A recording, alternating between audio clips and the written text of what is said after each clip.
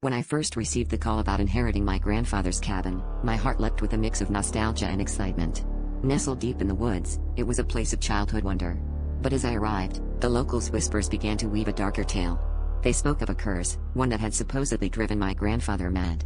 I laughed it off, attributing it to small-town folklore, but a lingering unease settled in my mind. What if there was truth to their words? The first night in the cabin was eerily quiet, the kind of silence that presses against your ears. I found an old journal under the creaky floorboard, its pages filled with my grandfather's frantic scrawl. He wrote of shadows that moved on their own, whispers that echoed through the trees, and a sense of being watched.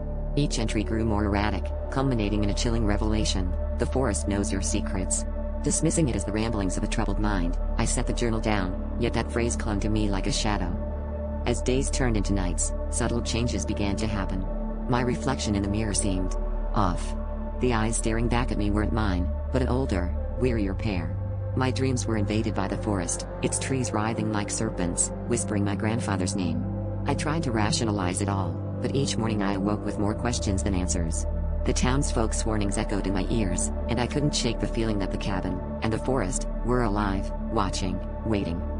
On the final night, driven by an inexplicable urge, I ventured into the heart of the forest. The trees seemed to close in around me, their whispers now a cacophony. At the center, I found an ancient stone circle, the ground littered with offerings long decayed. As I stepped inside, the air grew cold, and a voice, not unlike my grandfather's, echoed in my mind: the curse is not the madness. The curse is knowing. In that moment, I understood. The forest held the memories of all who stepped within its bounds, and now it held mine. I ran back to the cabin, but I knew it was too late. The forest had claimed me as it had claimed him.